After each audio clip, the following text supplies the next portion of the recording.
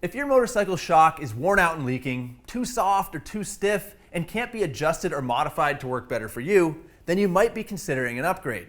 But what exactly do you get when you invest in an aftermarket shock? And is something like this Ohlins actually better than what's already on your bike? I'll explain the key differences and show you what's inside so you understand what you're getting when you upgrade. Let's open up the shop manual.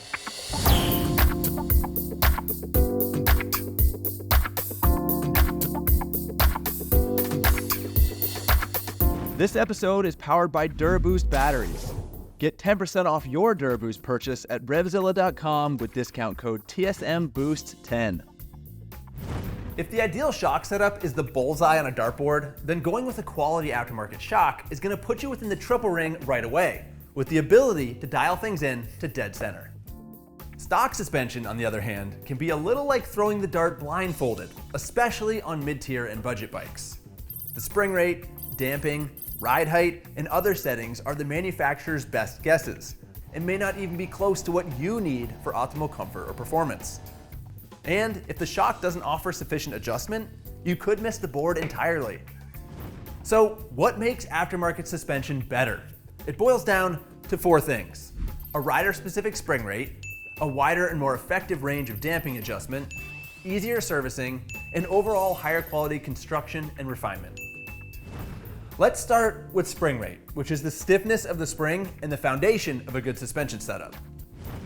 The ideal spring will be soft enough to absorb bumps, but firm enough to resist bottoming and handle weight transfer during acceleration, braking, and cornering. The spring rate is based on the weight of the rider. Yet motorcycles come with one spring that's supposed to support anybody that might climb on board. Maybe you're one of the lucky few that fall within the weight range and use case the manufacturer anticipated, but many of us aren't.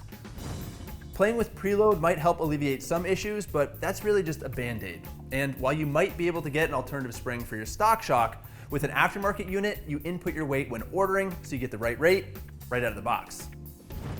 Hand in hand with an appropriate spring rate is more effective and refined damping. Damping is what controls the speed that the shock compresses and extends, and it plays a huge role in comfort, handling, traction, and even tire wear. With aftermarket shocks, you often get more options for damping adjustment, say compression and rebound instead of just rebound or maybe nothing at all, and you'll likely get a more pronounced change for each individual click. The third thing that differentiates aftermarket shocks from most OEM stuff is that it is meant to be serviced and rebuilt, and that's not always the case with stock suspension. If you look in your bike's workshop manual, it may advise you to check the shock for leaks and damage and replace if needed. That's right, replace the whole shock. That's because in order to build the shock cheaply, the OEM has to omit features that would allow it to be taken apart and put back together. Meanwhile, aftermarket suspension is designed to be serviced. And for suspension shops anyway, the shocks have the full support of the manufacturer, with spare parts, specs, tools, tuning information, and more. That's important because the damping oil within the shock degrades over time and the bushings and seals wear. And that stuff needs to be replaced so that the shock continues to function properly. So even if your stock shock isn't literally leaking oil yet, if it's got 20,000 miles or more on it, it's likely well past its prime, and you might not have the option to have it rebuilt. Finally, there's the issue of component quality. Now, pretty obvious when looking at this Ohlins that it is better made than the stock Ninja 500 shock, but there's more to it than just bling. So let's take these things apart and compare. Both of these shocks are now apart, and I have to say it was a very different experience disassembling them. The stock Kawasaki shock is not meant to be serviced. Therefore, there is no way to release the gas charge within the shock body. So I literally had to drill a hole in the top of it to get that gas out of there. The purpose of that pressurized gas within the shock is to keep the damping oil from cavitating. And on the Kawasaki shock, it is all mixed together. The oil and the gas are commingling, whereas on the Ohlins shock, it has this separate reservoir, and then it has an internal floating piston that separates the nitrogen charge from the damping oil. So that is definitely better in terms of longevity of your damping. You're not gonna get fade as you ride harder.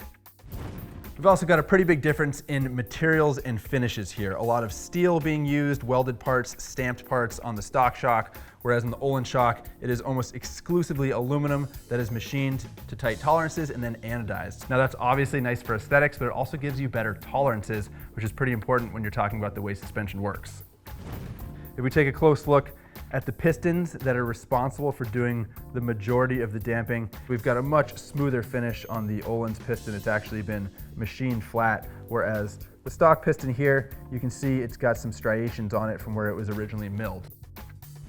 As far as the springs are concerned, not much to them, except there's actually information on the Ohlins spring. It's got the part number as well as the rate stamped right on it, so 105 kilograms per millimeter, whereas the stock shock, well, we don't know.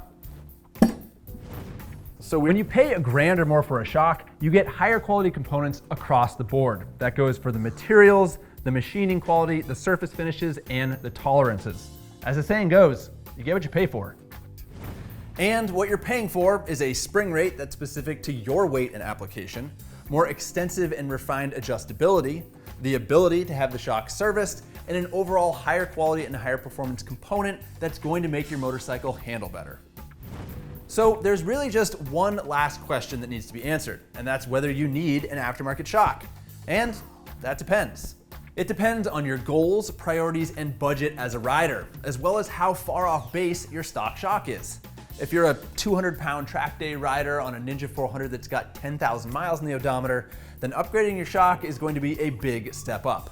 However, if you've already got a fully adjustable shock on there, then there's less room for improvement, and I would definitely recommend working with what you've got before you drop a bunch of money on an upgrade.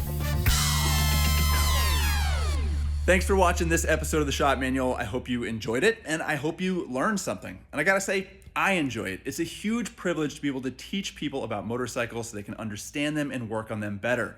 So if you like what we do here, you like the information we bring and the questions we answer, just know that the Shop Manual is produced with funds when people like you make a purchase at Revzilla. So if you want to support the Shop Manual, support Revzilla. And if you want more motorcycle content, you want written reviews and news, cruise on over to Common Tread, where we are constantly publishing new content.